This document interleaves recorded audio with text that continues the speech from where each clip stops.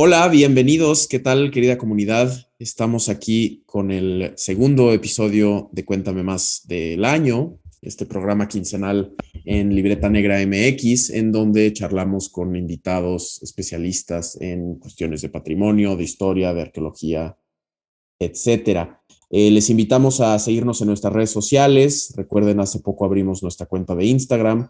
Búsquenos ahí como Libreta Negra MX y también nos pueden apoyar a través de Coffee y de PayPal. Mi nombre es Daniel Salinas Córdoba y hoy tenemos un gran invitado con nosotros, al doctor Jenner Llanes Ortiz. Él actualmente es profesor de estudios indígenas en Bishop University en Quebec, Canadá, y él tiene una larga trayectoria investigando cuestiones eh, pues de en torno a los pueblos indígenas, la producción en medios digitales y lenguas indígenas, que es del tema que justo vamos a estar hablando hoy. Además, también Jenner fue mi asesor en la maestría, de tesis en la maestría, entonces pues es una relación muy especial. Y es un verdadero gusto tenerte aquí con nosotros. Jenner, bienvenido. Achkimak igual tienen begleita tahueteles, tienen signification pit, yo al bashki me beora, machen beora, uchcache. Pues Daniel, me da mucho gusto, gracias por la invitación, me da mucho gusto estar aquí con ustedes el día de hoy para platicar un poco lo que estoy trabajando ahora y bueno, también algunas de las cosas que he trabajado antes, ¿no? Espero que sea de interés y ojalá que sirva para ponerle más energía a múltiples conversaciones que estamos impulsando y que están pendientes también en la agenda tanto de los pueblos originarios de México, del mundo, como de la sociedad en general. Yo creo que sí, son temas que a todos deberían interesar. Claro, claro, ¿no? Y sí, pues qué mejor de tenerte a ti para hablar justo de estos temas de la revitalización de lenguas indígenas Internet. Empecemos por ahí, ¿no? ¿Qué es esto de la revitalización de lenguas indígenas en Internet y en qué consiste el activismo digital de lenguas indígenas y cómo ha sido tu relación con estos temas, ¿no? ¿Cómo te involucraste y qué camino has tú recorrido para estar trabajando estos temas? Pues mira, la revitalización de lenguas indígenas por medio de tecnologías digitales es, digamos, como la consecuencia lógica, es algo que a nadie debería sorprender. O sea, generalmente a veces encuentro en algunos espacios con otros colegas la sorpresa de que los pueblos indígenas, los pueblos, comunidades, individuos indígenas, se estén apropiando de las tecnologías digitales para sus propios propósitos, ¿no? Con objetivos propios. A mí me parece que es una consecuencia lógica, eh, contrario a lo que piensan los colegas, porque, pues sí, o sea, cuando los procesos de incorporación y de redefinición de las identidades y de los referentes culturales ocurren en la vida cotidiana, o digamos, en el mundo análogo, es solamente lógico pensar que en algún momento estos caminos van a conducir también a la apropiación de tecnologías digitales. Entonces es lo que está pasando y lo que ha estado pasando por lo menos desde que el Internet es Internet, ¿no? Estamos hablando de procesos de documentación, estamos hablando de procesos de enseñanza con el uso de Ujú. tecnologías digitales, estamos hablando de procesos de campañas sociales, de procesos de multiplicación de contenidos digitales en lenguas indígenas y es parte de un proceso de recuperación de los espacios que las lenguas indígenas han estado perdiendo, pues, por procesos de colonización interna, ¿no? Sobre todo en nuestro país, en México. Mi propia lengua, la lengua maya yucateca, que es el idioma en el que les saludé al principio de este programa, pues ha vivido un proceso vertiginoso de desplazamiento en virtualmente un siglo, ¿no? O sea, Cuando se da la invasión europea en el siglo XVI y el proceso de colonización inicia en la península de Yucatán,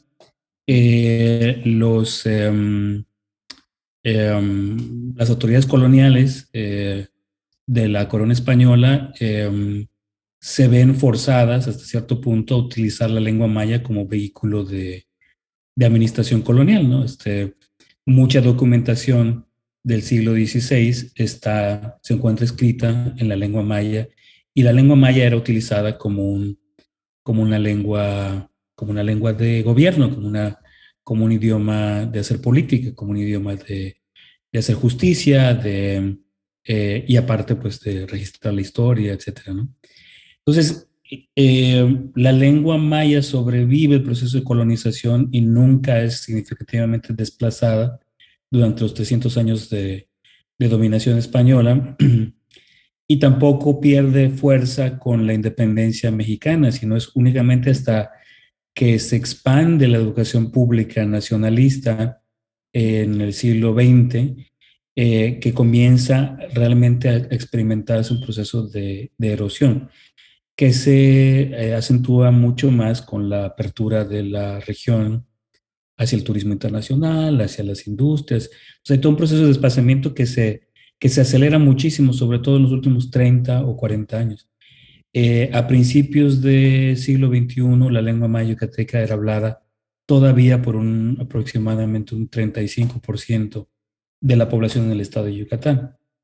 Y en el último censo de 2020 encontramos que se ha reducido el espacio de la lengua maya casi en la mitad. Estamos hablando de 35%, estamos hablando ahorita como entre el 20 y 25% de hablantes que todavía existen en la península de Yucatán. Entonces, frente a este panorama hay muchos esfuerzos, siempre han habido esfuerzos, sobre todo desde los años 70, 80, de recuperación de la lengua, de documentación, de escritura, de promoción, y todo esto está encontrando camino hoy día nuevamente con el uso de tecnologías digitales. Y no solo la lengua maya yucateca, muchas lenguas en nuestro país, muchas lenguas en México, la lengua náhuatl, la lengua zapoteca, la lengua mije, la lengua mixteca, también están experimentando con el uso de tecnologías digitales, como el quechua, el quichua, el guaraní, el mapuche, el wayú, y el cachiquel, el quiché y muchos otros idiomas en el continente. Entonces, mi trabajo ha sido desde hace unos 20 años más o menos. Yo al principio detecto que cada vez hay más contenido digital en lenguas indígenas. Y me interesó mucho porque, como te decía, en el caso de la lengua maya yucateca, los esfuerzos de revitalización, de recuperación de espacios comienzan en los años 80. Entonces a mí me toca como niño conocer algunos de estos primeros, mis papás eran maestros, trabajaban en distintas facetas de extensión cultural, extensión social. Mi mamá era extensionista rural, entonces el trabajo con la lengua maya para ellos siempre fue fundamental. Y yo recuerdo ver, o sea, creciendo en la casa, me tocaba ver materiales escritos en lengua maya, ¿no? Que en ese momento comenzaba a hacerse estándar. Había todo un proceso por unificar las formas de escritura de la lengua maya yucateca. Pero la escritura es una tecnología que requiere un tipo de capacitación particular, ¿no? O sea, lo sabemos nosotros cuando aprendemos otro idioma que no es el castellano, ¿no? Tenemos que aprender la pronunciación de las palabras, y eso se dificulta mucho si es inglés, si es francés, si es holandés, ¿no? Aprender la lectura de un idioma es un proceso de adquisición de una cierta tecnología, si se quiere, comunicacional. Algunos dirían incluso cognitiva, pero bueno, el punto es que ese primer momento de intentos de revitalización de la lengua maya yucateca enfrentaban ese, ese reto, ese desafío de cómo poder unificar una forma de escritura para fortalecer un proceso de reapropiación de la lengua que fuera efectivo.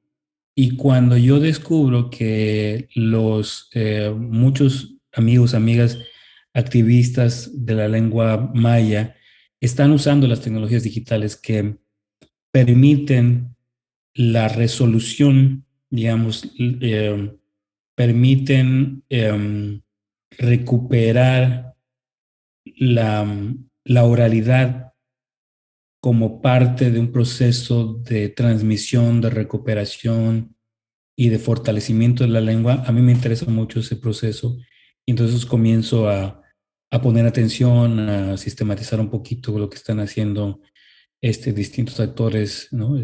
Poetas, eh, organizaciones sociales, comunicadoras con estos medios digitales. Y así comienzo ese camino que eventualmente me va a llevar a abrir un poco más los ojos, ¿no? Mirar más allá de la región maya yucateca y encontrar que esto que yo había identificado con mi propia lengua en Yucatán, en Campeche, Quintana Roo, estaba pasando en todos estos países, en Chile, en Paraguay, en Perú, en Ecuador, Colombia, Guatemala, etcétera. Claro, claro. Ok, interesante esto y sí, pues como, claro, como dices, es muy natural que con todas estas nuevas tecnologías y la gente al usar estas plataformas, estos medios, nuevos medios de comunicación, nuevos medios de conectar, pues se apropien de ellos. No sé si podrías compartirnos un ejemplo concreto de este activismo digital de lenguas indígenas, como para darnos una idea de en qué consiste pues el uso de estas nuevas tecnologías para la revitalización de lenguas indígenas. Sí, mira, hay un rango muy amplio, ¿no? Sería realmente quizás injusto escoger un solo ejemplo, pero pues sí, como para ilustrar.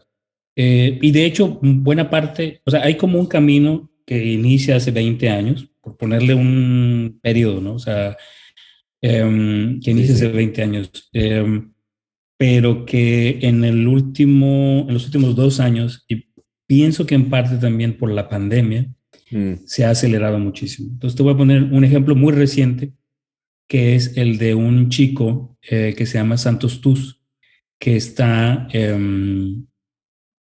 tiene una cuenta en TikTok mm. donde él comparte cápsulas sobre la lengua maya yucateca, ¿no? Entonces lo puedes encontrar en TikTok como Santos Tus, el apellido es Tuz, y se convirtió en un hit precisamente durante la pandemia, en Ujú. 2020, cuando todos estábamos encerrados en nuestras casas, él con un teléfono celular en el patio de su casa, en el pueblo de Oxcuzcap, en el sur de Yucatán, comienza a grabarse, ¿no? Hablando en maya y enseñando. Entonces él combina muy eficazmente varios elementos que a mí me parecen interesantes. Uno es la brevedad del mensaje, ¿no? Él es un chico de 20 años que está como acostumbrado a consumir cápsulas de TikTok, Ujú. entonces conoce un poco el medio. Sintetiza, elige palabras que son interesantes, usa el audio, usa el video, y usa el texto, ¿no? O sea, que justo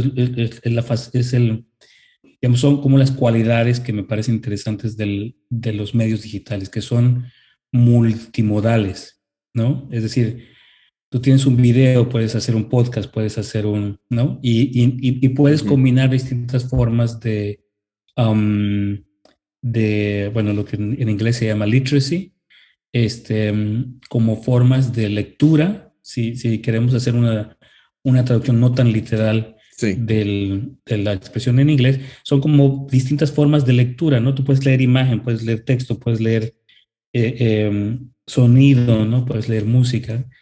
Entonces, Santos lo hace de una manera muy efectiva, utiliza humor, utiliza, no sé, todas estas cualidades que tienen los influencers para otras para Sí. otras cosas menos importantes. Y ese es uno de los más recientes. Y junto con Santos también se dio a conocer una chica que se llama María Jesús Pat, durante el mismo tiempo, en 2020, y ella lo que estaba produciendo eran stickers de WhatsApp, ¿no? Entonces, Mm, ahí nuevamente tienes una síntesis de múltiples modos de lectura, ¿no? Porque ujú. por una parte sí tienes el texto, pero por otra parte tienes la imagen, ¿no? En alguna de nuestras conversaciones por WhatsApp yo te he compartido Sí, sí, algunos de esos sí. stickers. Y entonces ahí tienes el mensaje, tienes ¿no? Por ejemplo, cuando ves un animalito que está haciendo el dedo hacia arriba, ¿no? Aunque no, aunque el texto que acompaña a ese dibujo no te parezca familiar, por lo menos intuyes que tiene que ver con otras expresiones que son utilizadas en otros idiomas, ¿no? Entonces, ahí esta es una manera muy efectiva también Ujú, de comunicar, ¿no? Usa el medio digital, usa redes inalámbricas, usa dispositivos móviles y entonces esto pues es parte de la comunicación que se da. Hay otros muchos ejemplos, ¿no? Por ejemplo, también Radio Yuyum es una mm, estación de radio en internet que comenzaron unos compañeros, muchos de los activistas muy queridos, muy cercanos, Yasmín Novelo, José Coyoc, que son gentes que están, digamos, activando muchas conversaciones en redes, ¿no? Algunos en Twitter, otros en ujú. Facebook, otros en Instagram.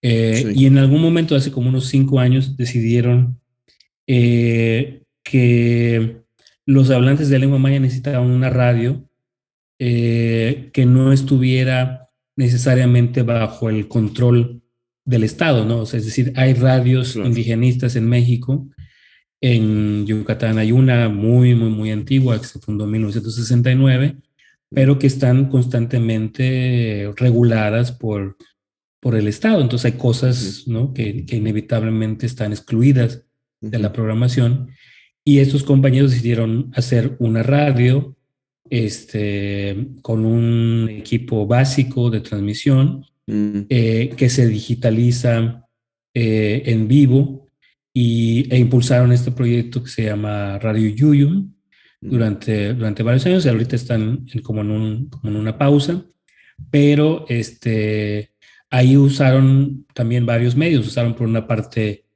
equipo convencional de grabación radial, ujú, pero también programas de captura de sonido y de transmisión en vivo que son gratuitos, muchos de ellos son parte de este FOSS, ¿no? De la ujú, tendencia del Free Open Sourced Software, ujú, y a través de eso lograban hacer transmisiones en vivo, que luego grababan y hospedaban tenían su propia página, ujú. y hoy día hospedan muchos de estos programas a través del Facebook, ¿no? Entonces, Sí. lo que esto permite es, o sea, la gente está escuchando la lengua en vivo y también pueden interactuar con los con los productores de radio, ¿no? O sea, Sí. y esto se facilita todo por la tecnología actual. Las redes sociales lo permiten, Sí, sí, ¿no? sí. No hay un costo extra, cualquiera puede hacerlo, ¿no? Ujú. Y bueno, uno argumentaría que, o sea, estas nuevas tecnologías y redes son gratuitas. Hay toda una discusión sobre qué tan gratis es lo gratis, sobre todo en redes Sí, sociales, pero bueno, esa es sí, sí, otra sí. conversación, Sí, ¿no? ese es otro tema, pero sí, ilustra mucho estos ejemplos de ver exactamente cómo estas plataformas que pues ya existen, que son súper populares, se pueden usar para pues revitalizar las lenguas indígenas y de una Y manera que no es hay muchas forzada, otras, ¿no? Ujú. exacto. Sí, si me permite, simplemente otros dos ejemplos Claro, claro, rapiditos, sí. ¿no? Por una parte, también lo que he observado en los últimos 5 años es el crecimiento de youtuberos indígenas, Mm, ¿no? Bueno, ujú, estoy diciendo crecimiento de 0 a, digamos, 10 en los últimos 5 años. ¿Qué es significativo? Porque significa que de no haber, ahora cada vez hay más, ¿no? Claro. Entonces hay distintos tipos de youtuberos, algunos utilizan la lengua indígena, otros no utilizan la lengua indígena, pero son personas indígenas que están compartiendo su cultura y eventualmente la comparten en primera persona, ¿no? Digamos, es como parte de ese proceso. Algunos youtuberos indígenas sí usan la lengua como su punto principal de comunicación y hay mucho interés de gentes de varios, que van desde niños y niñas hasta adolescentes y jóvenes que están como en esa búsqueda.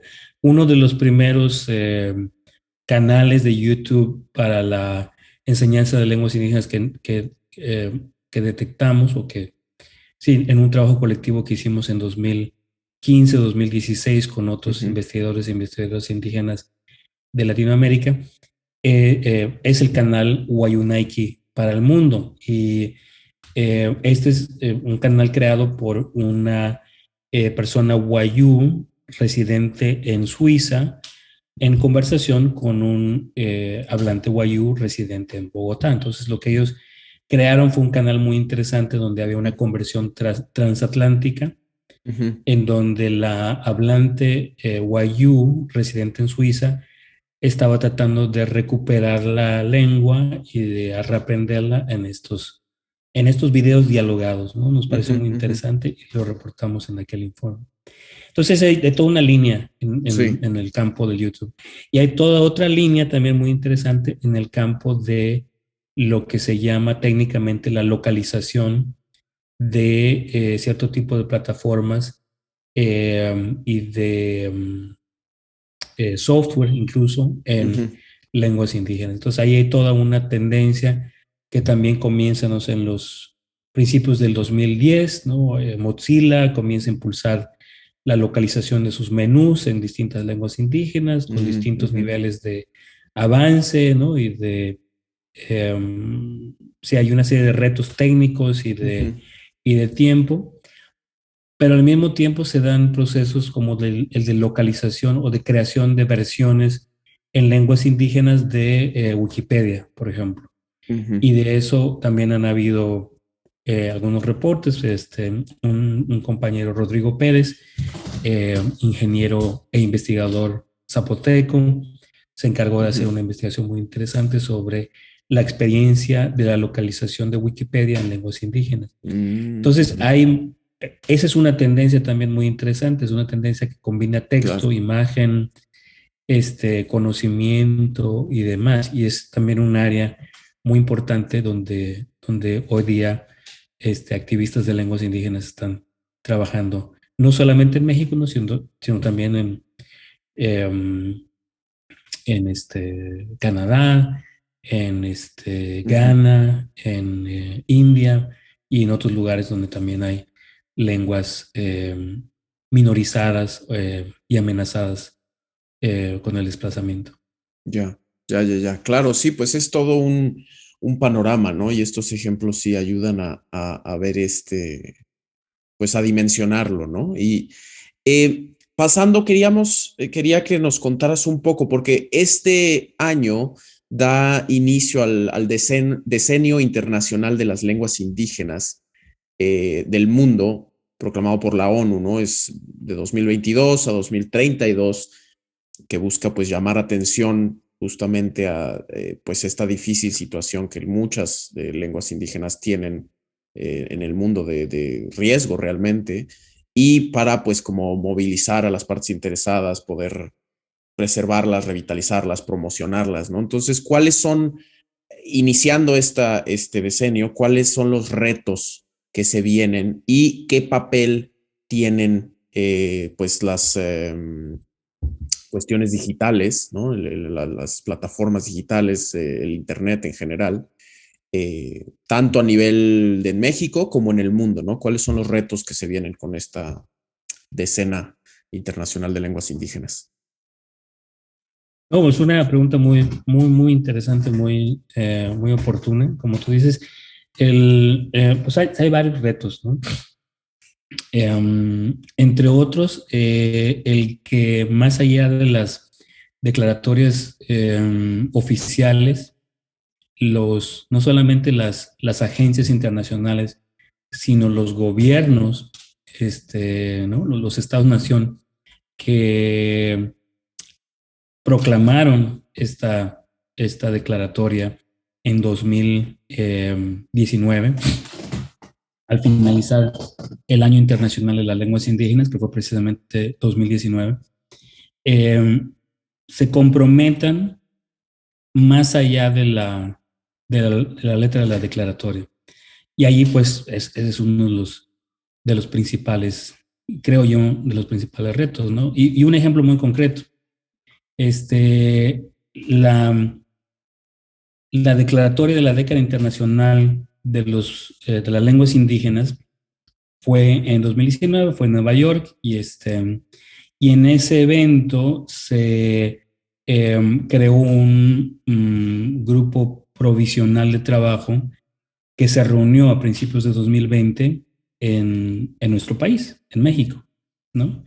Y justo fue, digamos, como al principio de esta administración, en ese momento, pues con el impulso, un momento de muchas promesas y demás, se integra el grupo de trabajo, se genera un documento de trabajo base para desarrollar otros muchos planes y programas con miras a la celebración de la década internacional, y se genera una declaración, ¿no? La declaración de Chapultepec, o Chapultepec, ¿no? En la expresión náhuatl original. Y bueno, se anuncia con bombos y platillos, y hay toma de foto y todo eso. ¿Y qué pasa después de 2 años? Esto fue en enero, febrero de 2020. Estamos escuchando a principios de 2022 el anuncio de que la Secretaría de Cultura planea fusionar al Instituto Nacional de Lenguas Indígenas con el Instituto Nacional para los Pueblos Indígenas, lo cual significa reducción de personal, reducción de presupuesto, significa que el Instituto Nacional de Lenguas Indígenas, que es único en su tipo en todo el continente americano, y lo digo con todas sus letras, yo trabajo en Canadá, y Canadá no tiene un Instituto Nacional de Lenguas Indígenas. Estados Unidos no tiene un Instituto Nacional de Lenguas Indígenas, y ningún otro país en América Latina lo tiene. Significa que uno de los principales logros del movimiento indígena, porque este fue un logro del movimiento indígena. Claro, sí. Fue una demanda de muchos actores sociales de principios de este siglo, principios del siglo XXI. Entonces, uno de los principales logros está en riesgo de perderse, ¿no? Porque la lógica que motiva esta decisión de parte del gobierno federal, como muchas otras decisiones que ha tomado esta administración, tienden a adelgazar el Estado bajo una lógica bastante distorsionada de ahorro de las finanzas públicas, ¿no? Que puede o no tener legitimidad, pero que toma una forma bastante brusca y bastante poco consensada. El Instituto Nacional de Lenguas Indígenas tiene sus fallas, tiene sus limitaciones, no ha sido lo que muchas y muchos de nosotros, personas indígenas en México, desearíamos que fuera, pero su fusión con el Instituto Nacional de Pueblos Indígenas nos hace perder la posibilidad de tener un organismo con personalidad y presupuesto propio, actuando a favor de las lenguas en un contexto en donde, como te decía, muchas lenguas, incluida la mía, la lengua maya yucateca, que tiene cerca de 1 millón de hablantes, y que es vista en términos cuantitativos, no es una lengua estrictamente amenazada, sin embargo, ha sido desplazada de una manera muy rápida en los últimos 20, 30 años. Entonces, a eso me refiero con que el principal reto es que los estados-nación, específicamente el nuestro en este momento, en este ejemplo, pero muchos otros en el mundo, Estados Unidos, Canadá, en fin, todos estos países, Nigeria, India, que tienen mega diversidad lingüística, realmente se comprometen con los idiomas indígenas, con las lenguas amenazadas. Ahí hay un reto muy, muy importante. Es un reto político, no es un reto económico, sino más bien de tipo, pues eso, de un compromiso por abrir esos espacios, Claro. que se tendría que corresponder además con el cambio de actitud de las sociedades, digamos, dominantes, ¿no? De la población que es hablante de la lengua mayoritaria, de la lengua dominante. Y ahí el reto principal es también el cambio de actitud, porque muchas de estas, o sea, hay un problema, como decía yo, político, que tiene que ver con las instituciones del Estado, que tiene que ver con el financiamiento público, que tiene que ver también con la enseñanza pública hasta cierto nivel. Pero por el otro lado también hay otros sectores que tendrían que hacer más, que tendrían también que comprometerse con la diversidad lingüística. Volviendo al caso mexicano, ¿no? Tenemos una ley federal de telecomunicaciones que en la letra, y si recuerdo bien, recomienda, si no es que ordena, pero recomienda que haya un cierto porcentaje de programación nacional en lenguas indígenas, en las lenguas indígenas de México. Un ordenamiento, digamos, o una regulación que no solo aplica para las televisiones del sector público, como puede ser el Canal 22, el Canal 11, TV UNAM, etcétera, sino también debería aplicar a las televisoras comerciales, ¿no? Estamos hablando del Canal 5, Las Estrellas, TV Azteca, Azteca 7, todos estos.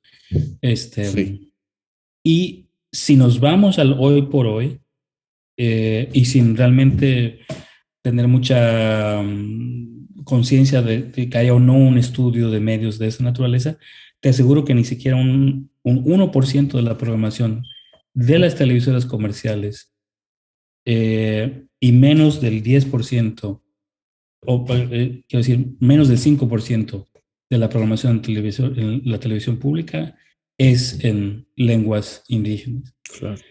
Entonces, allí hay un compromiso que también no se está cumpliendo. Muchos de del nosotros, dicho al hecho hay mucho trecho, ¿no? Claro, ahí está la legislación, ahí hay una recomendación, si no es con un ordenamiento, no recuerdo exactamente cómo está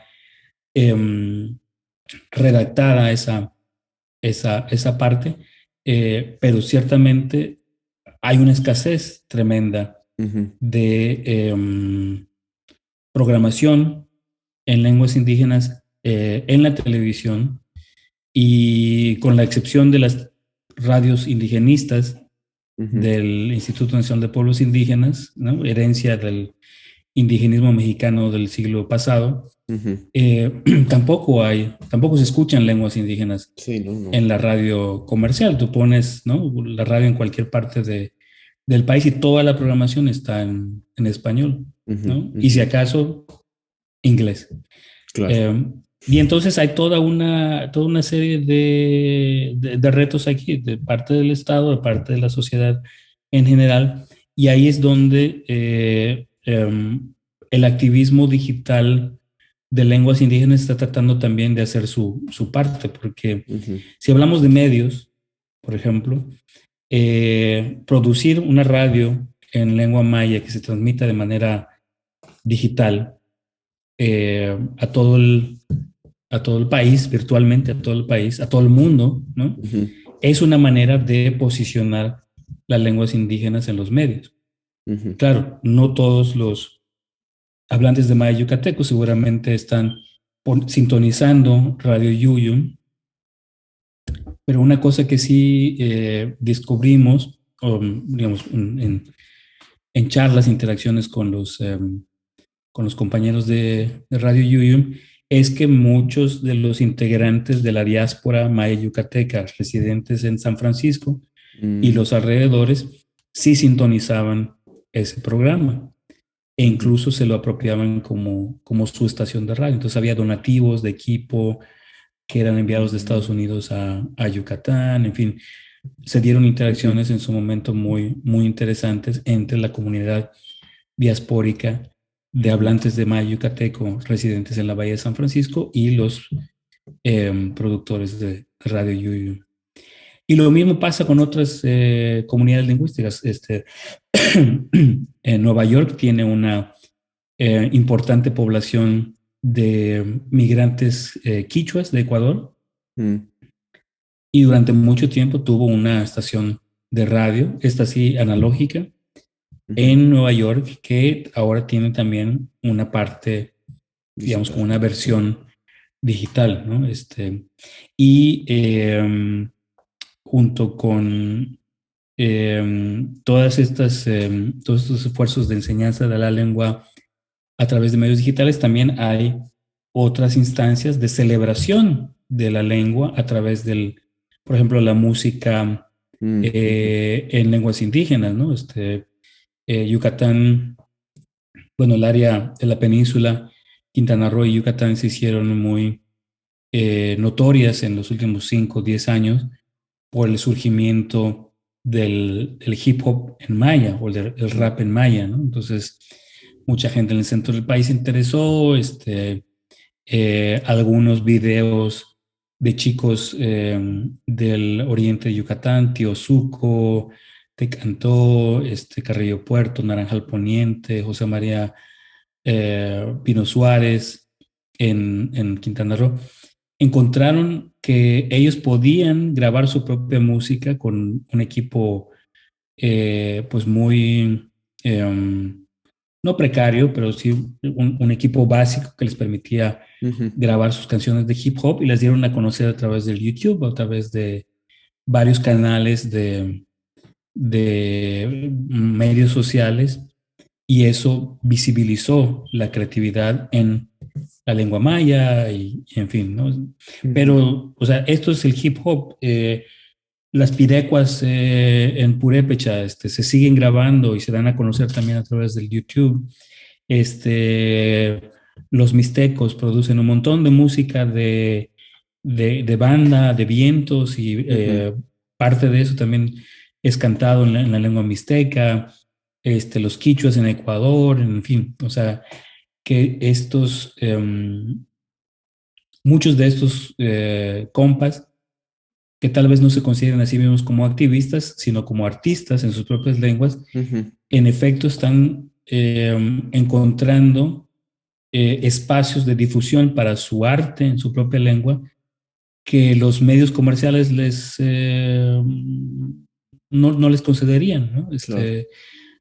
Por ejemplo, cuando el rap en maya estaba en su apogeo, ¿no? Y bueno, podemos decir que nunca ha dejado de estar ¿no? Nunca ha dejado de ser un género vigente. Ninguna estación de radio comercial en Yucatán o en Quintana Roo, que yo sepa, transmitía estas canciones. Entonces, la principal vía de distribución y de difusión fue siempre el Internet, claro, ¿no? Los medios digitales. Y esto es parte, digamos, de ese esfuerzo. Lo que los medios masivos de comunicación le niegan en términos de espacio a las lenguas, los hablantes y sus activistas también lo están logrando por medio del uso creativo de las tecnologías digitales. Claro. Y lo mismo se puede decir del Estado, ¿no? O sea, el Estado tiene una responsabilidad de proveer educación en la lengua de los pueblos, ¿no? Educación de carácter culturalmente apropiado, lingüísticamente pertinente, pero la maquinaria burocrática del Estado muchas veces no permite que se generen contenidos que sean suficientemente relevantes o dinámicos para la enseñanza de las lenguas en el aula.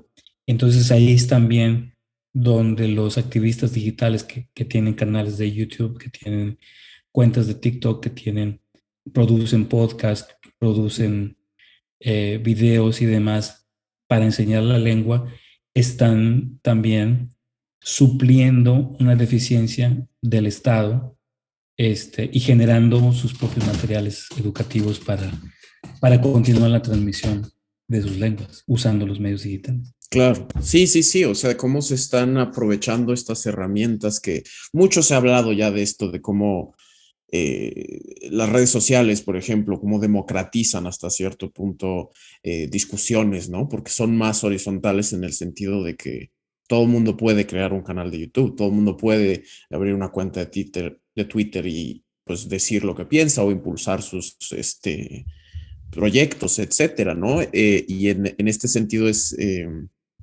sí, súper interesante y muy, pues sí, increíble y de mucho, pues realmente, eh, pues da como esperanzas de que sí se estén los mismos ante todas estas situaciones terribles que nos estás contando de cómo y me recuerda mucho mientras estabas hablando, estaba pensando en esta cita de Yasnaya Aguilar, de cómo las lenguas indígenas no mueren, ¿no? No se mueren, las matan, ¿no? Entonces es ante esta adversidad como estos activistas toman estas plataformas en sus propias manos y producen sus propios contenidos, sus propias, para pues visibilizar justamente y llenar esos huecos, como nos comentas, que tanto medios públicos como privados no, pues no proveen, ¿no? Entonces eso es bueno. Para ir cerrando, y un poco ya lo tocaste, y me gustaría, si nos pudieras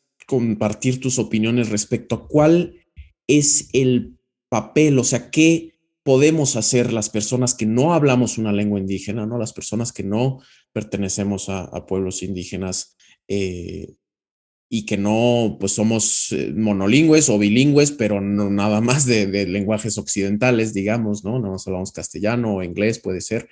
¿Qué podemos hacer, ¿no? Para apoyar todos estos activismos digitales en pro de las lenguas indígenas? No, pues también una pregunta súper interesante, porque creo que o sea, de los trabajos, de las conversaciones que hemos tenido entre activistas que hablamos lenguas indígenas, que pertenecemos a pueblos indígenas, pocas veces nos hacemos esa pregunta y me parece muy importante que también nos la hagamos, ¿no? O sea, agradezco que la plantees. Creo que, bueno, se pueden hacer varias cosas y tanto de manera digital, o sea, el apoyo de los no hablantes y de los no integrantes de pueblos originarios puede ser de dos tipos.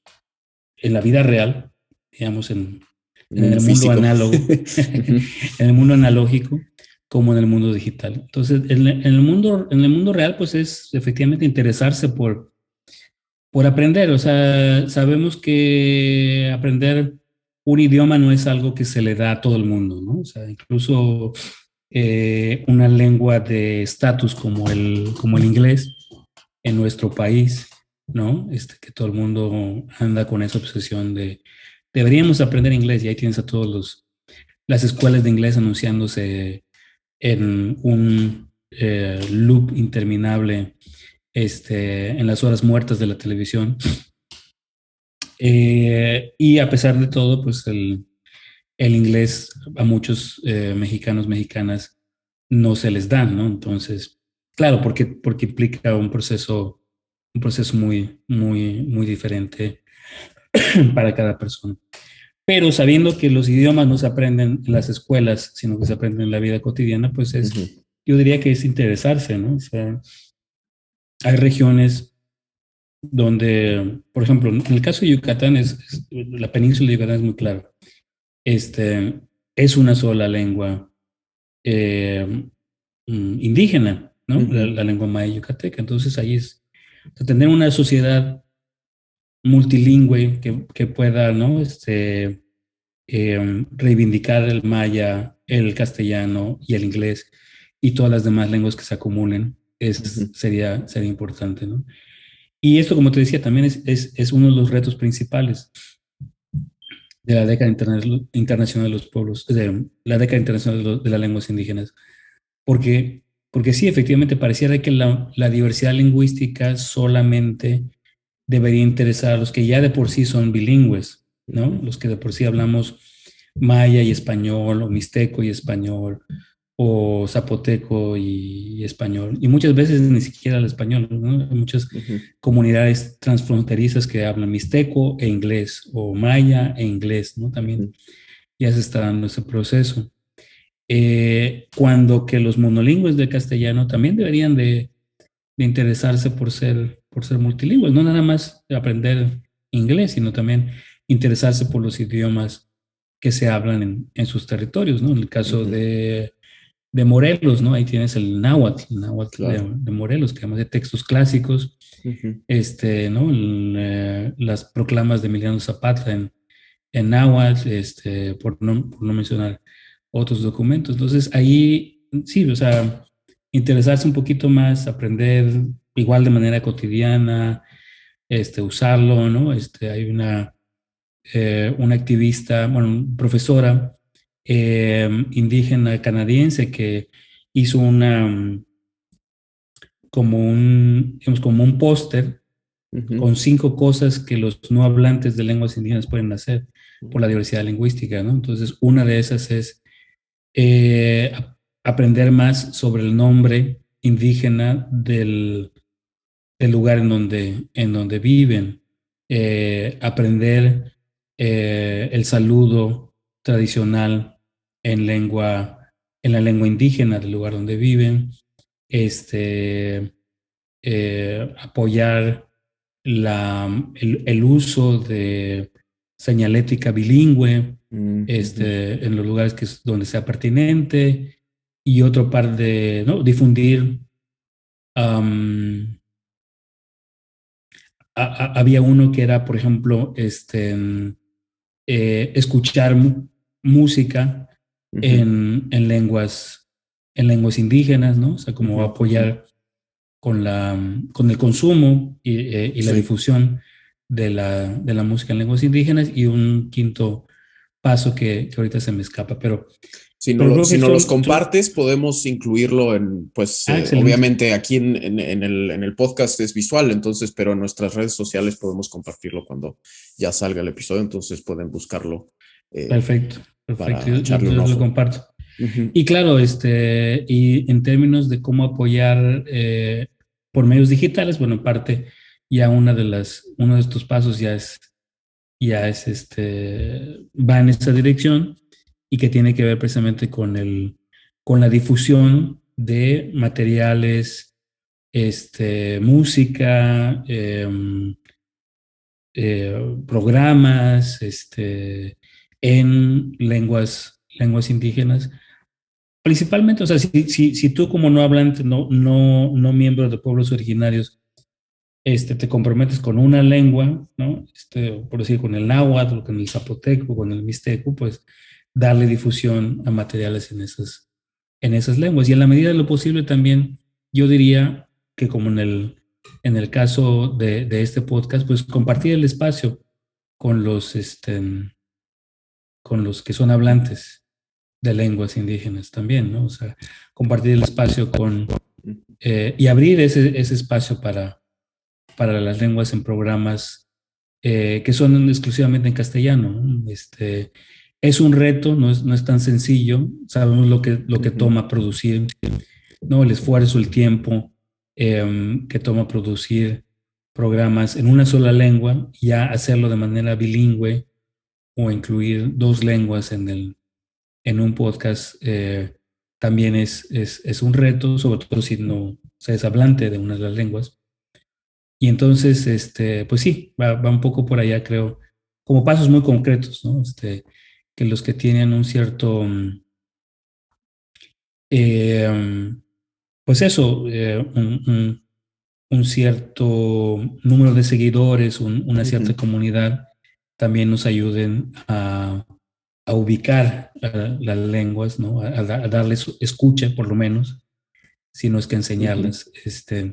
Y sí, yo creo que poco a poco esto puede hacer multilingüe la conversación en nuestro país y en el mundo. Claro, Y sí. bueno, aprovecho también, antes de que terminemos el programa, para hacer un comercial. Yo en los últimos 2 años he estado trabajando junto con otros colegas, investigadores e investigadoras indígenas, activistas indígenas también, en la elaboración de una caja de herramientas para activistas digitales, precisamente con miras a la celebración del Decenio Internacional de las Lenguas Indígenas. Y estamos a punto de terminar y en su momento sería muy, muy interesante pues, que nos ayudaran efectivamente a darle difusión a esta caja de herramientas Claro. y eso, retroalimentarla, en fin, ¿no? O sea, que nos ayuden a hacerla circular.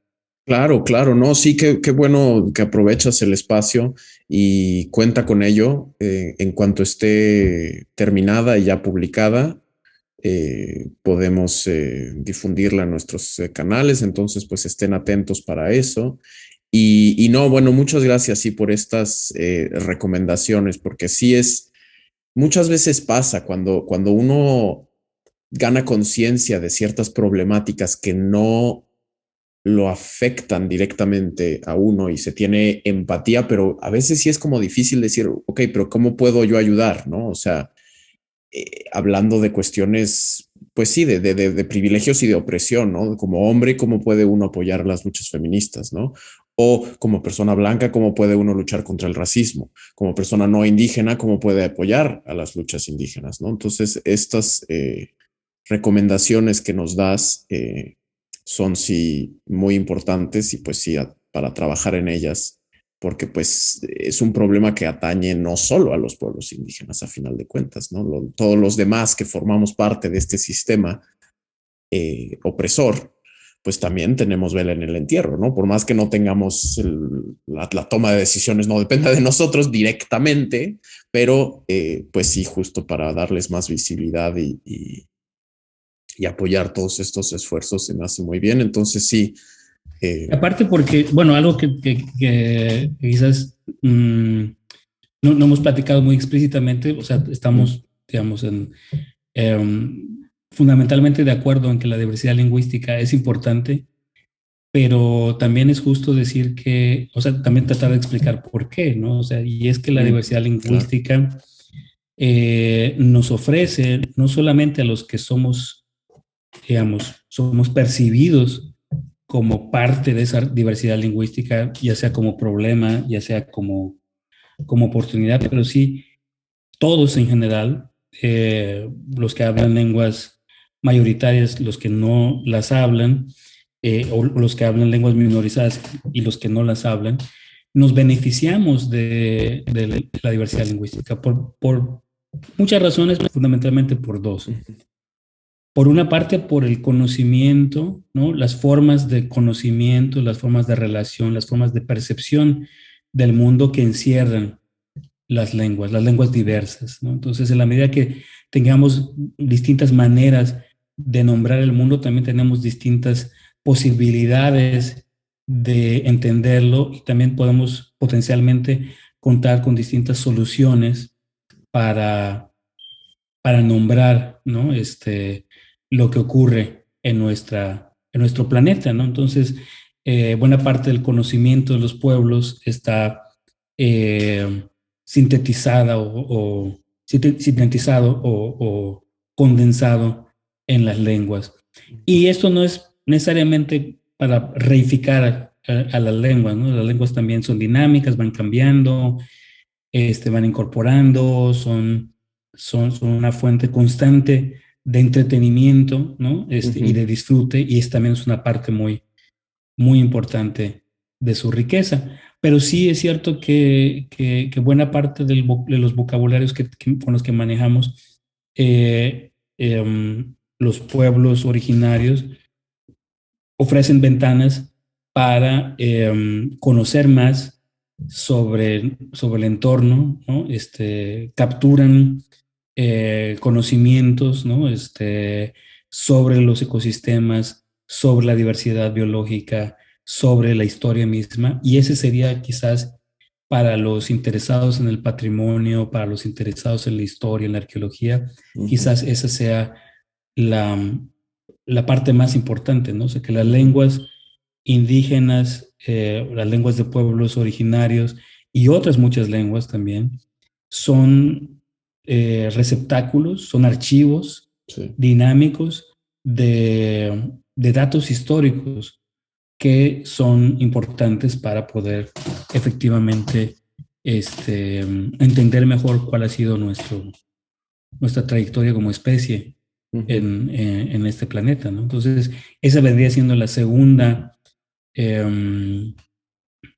razón por la cual el mantenimiento de la diversidad lingüística es importante, porque nos permite también entender mejor nuestro, nuestro trayecto como especie en el mundo y en el caso específico de países como México, o sea, cómo la historia de nuestro país, su arqueología, sus ecosistemas han sido mantenidos y protegidos durante cientos, sino que miles de años, ¿no? Entonces, sí es una riqueza para los que hablamos lenguas originarias, pero también es una riqueza para los que no. Y creo que también en la medida en que, como tú dices, se vaya haciendo conciencia de eso, de que el que yo no hable lengua originaria no es un impedimento para yo beneficiarme de la diversidad lingüística. Creo que, bueno, en esa medida se van a lograr tener más espacios. Sí, no, sí, definitivamente. Y qué muy buena forma de cerrar este episodio, hablando de justo pues la importancia de la diversidad lingüística y el porqué de todo lo que venimos hablando en estos minutos. Antes ya de despedirnos, siempre nos gusta dar la oportunidad a nuestros escuchas, si quieren saber un poco más sobre tu trabajo, ponerse en contacto, de todo esto de lo de la caja de herramientas, etcétera. ¿Dónde te pueden contactar? Hablando pues, de redes sociales y medios digitales, ¿en dónde tienes presencia tú? Pues me pueden seguir en Facebook. Generalmente no recuerdo nunca ponemos de eso, siempre ponemos los links abajo, entonces pues ahorita mencionarlas, y nosotros escuchas, ya saben, abajo en la descripción del episodio encuentran el link directo. Pero estás en Facebook, entonces. Estoy en Facebook, estoy en Instagram, el Twitter no lo uso mucho, para serte sincero, y me pueden encontrar también en LinkedIn. Y sí, con toda confianza, acérquense, platiquen, ¿no? Pónganse en contacto y pues sí, espero sus comentarios. Perfecto. Pues ya saben, querida comunidad, abajo pueden encontrar esos links. Y bueno, también los invitamos a seguirnos a nosotros si aún no lo hacen. A mí personalmente me encuentran en Twitter e Instagram como Daniel Salinas 00, y a Libreta Negra MX estamos, bueno, en YouTube, en Twitter, en Facebook, recientemente ya también en Instagram, y también en las plataformas de podcast. Ahí, si nos siguen, pueden pues conocer más de nuestros contenidos, nuestros programas, etcétera. Y pues si disfrutaron de este episodio y disfrutan de nuestros programas, también pueden apoyarnos a nosotros compartiéndolos con personas que crean puedan interesarles, recomendándonos. Y pues si quieren apoyarnos aún un poco más, este es un proyecto, Libreta Negra MX es un proyecto independiente que dependemos de pues justamente donaciones y apoyos, que pueden hacerlo a través de Ko-fi o PayPal. Igual abajo encuentran los links a todo eso. Jenner, ¿algo más que no hayamos dicho antes de despedirnos o no hayamos tocado? Pues bastante. No, yo creo que podemos platicar, como te decía antes del programa, podemos platicar por horas. Sí, pero sí. Pues muchas gracias. Yabadius Botikesh, tumen le sutukila, tial Sigbatikesh, it yolal tulakal tulakle talamob, yantiob ti maswalt anob, Tenojlumil, México, y Tulacal, Yocolcabe. Bueno, pues muchas gracias a todas y a todos por este ratito, por esta oportunidad de platicarles un poquito sobre los problemas que enfrentan las lenguas originarias en nuestro país y en el mundo. Y pues, Taculaki, hasta la siguiente oportunidad. No, pues al contrario, Jenner, Yum Botik, y disculpen mi pronunciación, pero sí, muchísimas gracias. Achmalo. Muchísimas gracias por pues acompañarnos hoy y también, bueno, a ustedes, querida comunidad, muchísimas gracias por escuchar y nos vemos a la siguiente en 2 semanas. Adiós.